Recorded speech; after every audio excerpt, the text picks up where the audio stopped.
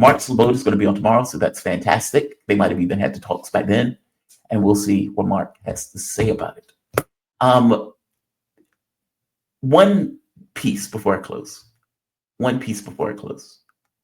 Kyle Kulinski.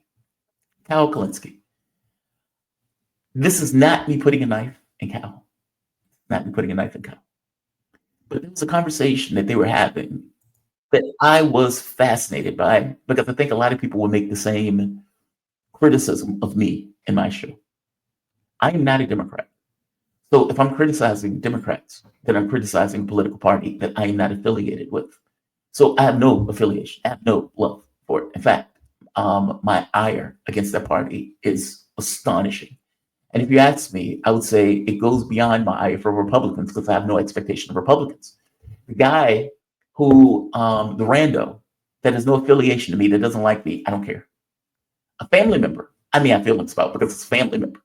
Like, meaning somebody who you feel has a responsibility to you is going to be different, and how you perceive them are going to be different than somebody that has no responsibility to you at all. Kyle, I'm not going to say he's going after Jimmy Dore, but he is making a point about Jimmy Dore that may be fair, but I think kind of misses the point that Kyle is making. Let me explain. This is Kyle and his girlfriend, maybe even wife at this point, Crystal Ball. I like Crystal, no complaints, maybe a few, but I like Crystal Ball. Listen to the conversation that they're having and how they bring Dore into this particular conversation. Yeah, so he does, like, he focuses quite a bit on just how cucked Trump is to Israel, which, to be fair, that's 100% true, but also his objection stems from legit anti-Semitism. Yeah, he's got the right position for the wrong reason. For the wrong reason, exactly. It's just a fucking shame, because Nick Fuentes is so talented. I'm like, he's you don't funny. have to he's be. Funny. Yeah, it's like, you don't have to be a Nazi to be successful. Like, just don't be a Nazi. Just like actually have, like, if he had just actually had good politics, he still would have been wildly successful, because he's talented. You know what he reminds me of? He's like the Jimmy Dore of the right, circa like 2018. I had that same thought, because he's like, I'm the purist, I'm the most right wing, I'm the most Nazi, and I'm going to criticize this administration from the pure Nazi position, right? Yes. But he's also entertaining, funny, right? And that was sort of like what Jimmy Dore was doing in 2018, where I'm holier than thou, purer than thou, and I'm going to rip the Democrats from the left. Yeah. But the thing is, now Jimmy Dore, he hyper focuses on Democrats and liberals and leftists and shits on them all the time and never shits on Republicans. It'll be interesting if that's what happens in reverse with Nick Fuentes, where he only shits on the Republicans and Trump nonstop, and almost gives people the misimpression that he's somehow more on the left. You know what I'm saying? Why does Dore do that? Isn't that the interesting question? Why does he do that? Why do I focus primarily on Democrats? Because I have no expectation of getting anything out of Republicans. Meaning the Republican Party has set their disposition to be, we don't necessarily believe in government. We want to get rid of Social Security, Medicare, Medicaid. We want to cut government services. That is who they are. That is who I recognize them to be. That is who they say they are, right? So what is the point of me going after a political party that is not in their ethos or disposition for Medicare for all, for increase the minimum wage, for et cetera, et cetera, et cetera? The Democratic Party for decades said, this is who we are. This is what we believe in. We believe in expanding healthcare. We believe in expanding minimum wage. We believe in civil rights for all of these groups. We believe in being anti-war in the way that they effectively call it. They have repudiated all of it. The fact that Sanders will run in a race and say, fair enough, I am the things that you people said that you are. And they do any and everything in their power to put a knife in Sanders, showing their difference and that they don't believe in those things. The reason they get criticized, the reason they get attacked remorselessly is because of that. If I am criticizing them for not being those things. Republicans never said they were.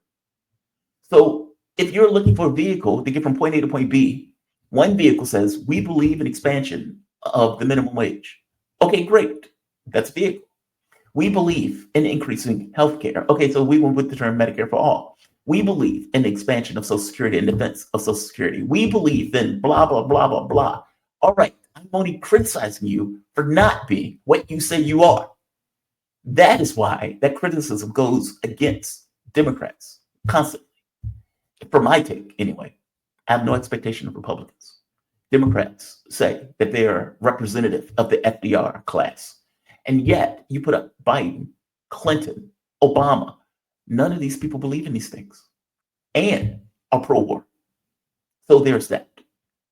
So a party that claims to be on the left, who tends to deal with policies that the American public doesn't agree with, women in, or trans men in sports, transgender kids, surgeries for kids without telling the parents. And Democrats will say, well, wait a minute, we don't believe largely in these things, but I'm telling you, you put somebody on CNN who says the wrong pronoun and the person will lose their minds. That is not the way most Americans think. And they have used identity issues in lieu of economic populism, which is what the left wants. I hope you get my point. So if I'm on the left and you're telling me these woke policy stuff, but you're not expanding minimum wage, you're not increasing Social Security, you're not dealing with Medicare for all and the medical needs of the American population, you're not dealing with the economic realities that people are effectively dealing with, then you're using identity and things that people hold closely. And again, as a political tool, it works. Obviously, it works up to a point. But you're using those things in lieu of the economic lefty policies that made the New Deal what the New Deal was, made FDR this icon, and honestly allows Sanders the energy that he has to effectively and eventually dump that energy back into the Democratic Party. I'm saying they don't represent those things. So the fact that they say they are this, I have every right to criticize them for not being what they say they are. So does Dore. And he was not wrong for doing so. He was absolutely correct in doing so. Every bit as much as he is now, every bit as much as I am now. Why? Yes, I criticize Republicans, but I'm criticizing them for doing horrible things that I think the American public would just disagree with. In that case, I'm making the argument to the American public that these people are out to lunch. When I'm criticizing the Democratic Party and doing something very similar, I focus that criticism more so on Democrats because they say they are something that they are fundamentally not. That's why you hit Democrats. That's why the Democratic Party should be hitting Democrats with every bit as much fervor as I am and every bit as much fervor as Jimmy Dore is. He was not wrong. He might have been over the top in some of the things he was saying about these people, but he was not wrong in his criticism back then, nor is he wrong in his criticism now. Nor do I take issue with anybody criticizing Republicans, by the way. They should. None of these political parties are representing the interests of the American worker or the American public. None of them are. So all of them should be getting over the top criticism as a basis of operation. But coming out from the standpoint of the left, well, that's where I come out of. So what is the point of me being in a political space where the only thing I do is criticize Republicans when I think part of the main issue is Democrats? The idea that Donald Trump wins the election is astonishing. Trump could have never won at one point. The only reason a Trump is even in the political space is for a failure of the other political space, meaning the brain trust that existed among Democrats and Republicans. Let's say the Bill Clinton era, or even the era before Bill Clinton, Jimmy Carter. Name any random political figure. Those political figures were very similar. Is there really a major difference between a Jeb Bush and a Hillary Clinton? Around the edges they are, but for the most part, very little difference between them. That's the reason why you can get a Liz Cheney go running around the country and liberals steal back the horse, despite the fact that they're using Liz Cheney. I'm saying that the typical political class that was there before Trump got in office collapsed. When you got Clinton running, the notion that Sanders, who calls himself a socialist, was able to catch fire to that degree shows that the wings or the main thrust of the liberal order and the conservative order collapse. You don't get a Bernie Sanders if Bill Clinton is doing a great job, if the Gores of the world are doing a great job and the public sees them as such. You don't get a Donald Trump if the George Bushes of the world, the Jeb Bushes of the world, the John McCains of the world are doing a good job. The main center collapsed. The wings ran rapid. The only difference is you had institutions in the context of the Democratic Party that could put a knife in Sanders and stop him from taking the spot that he should have been able to take in a race with Trump and Sanders. Because again, the mainstay of the political spectrum collapsed. They were not serving the needs of the American public. The American public went looking for something else. On one side, they saw Sanders. On the other side, they saw Trump. Great. Let's have them run. See if they can do something different than the main political order that has been in Washington for the last 20, 30 years. Democrats cheat Sanders. He fails. Trump is able to exceed. Trump wins. It is correct to attack Democrats. It is correct to go after them for being what they say they are not, or for saying what they claim to be, to which they are not. Dore was correct. Dore was correct. All right. Before I close it, I'm going to go to the chat. All chats will be read, providing they're not racist, sexist, or bigoted. Sir Mike Salah today. Catherine Austin Pitts. Why is that name familiar to me? Catherine Austin Pitts. Why is that name familiar? Answer this question, why people vote the way they do. Her answer is they will vote for the winner on the Kunstler cast 399. That name is super familiar to me, and I don't know why. I'm going to have to look it up. Sir Mike Salat. Thank you, Sir Mike Salat. We have another one, JX. No offense, I like you both, but no one needs you to waste a single second discussing the Democrats.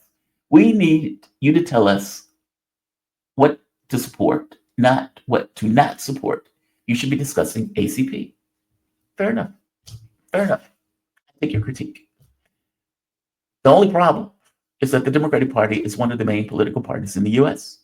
And what they do or what they don't do has large effects on the population. And truth be told, I want them to be worth a damn. Like, my criticism is not just because I'm punching Democrats. It's because I ultimately need a political device, meaning whatever happens outside the political space, you still need a political device to get that to point A to point B. Meaning it's the same thing with Ukraine, right? Regardless of what you say about Zelensky, you need a legal entity to sign a document saying they surrender, to put an end to it. In the United States, you need a legal entity to pull whatever is coming out of the main American population in regards to what they want that party to be and what they want their party to do. When Jon Stewart is like, hey, I think you should support FDR policies. He's trying to say, you need to get back to basics. You need to represent and stand for something that people can get behind so you can accomplish political objectives, because those political objectives at some point need to be signed into law. I can't tell you what to support in this sense, because I don't really have an answer in real terms, which is the reason why I asked my guests. Should you support outside political movements? Yes, if those political movements are going to accomplish your objectives. Are there individual actors that you should support if they are indeed representing your interests? Then obviously, if they're representing your interests, have at it. But I'm stuck with the fact that this is a major political entity in the United States up until the point where it's no longer a major political entity. If there was a third party doing this, you would have me boosting that third party. If there was a political candidate doing it, you would have me boosting that political candidate. I don't see it. I don't know the way out. I don't see a magical door to get us out of the situation. The Democratic Party is in shambles. The American public deeply dislikes them and deeply dislikes many of the policies that they espouse.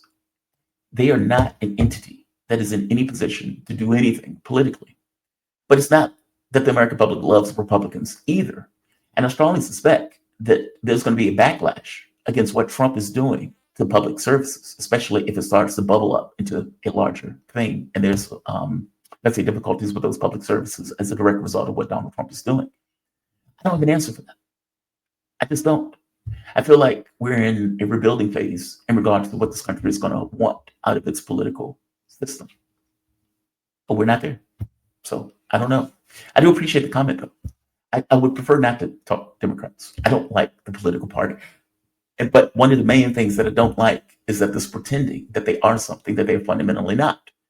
And when you lose the working class and they vote for a billionaire, that should be a wake-up call. I don't see the wake-up call. So for my take, if you don't criticize them, how do they change? And how do they even given the chance to change? if you're not criticizing the fact that there are problems with the political system and the political party. But I do appreciate your comment. I really do. And thank you for watching, by the way.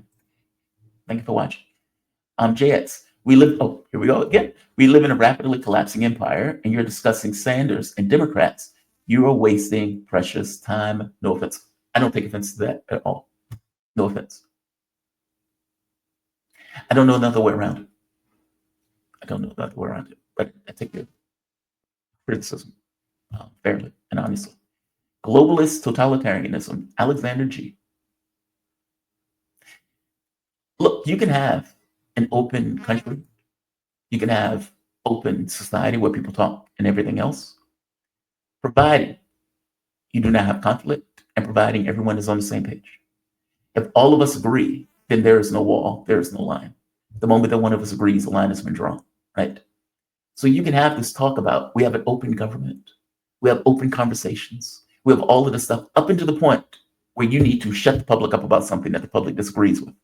Oh my God, the public is criticizing us about Israel. Now we have to be a hard ass on this. Oh my God, they're pointing out that we overthrew the government of Ukraine. Okay, now we need to be a hard ass about this. We need to get rid of networks. We need to stop people from talking about this issue. You can have that open country, providing everybody's on the same page, and there is nothing that is pressing against the government that forces the government to come to drawing lines. So, liberalism, okay, if they want to call it that. If they want to call it that. The totalitarian thing, yeah. Anytime a government gets into a situation where it wants to shut the public up, they will take on similar policies. All of this talk about we're a free society, et cetera, et cetera. Okay, those are your hopes. Those are your hopes. In practice, it tends to be different. In practice, it tends to be different. All right. We have come to the end. We've come to the end.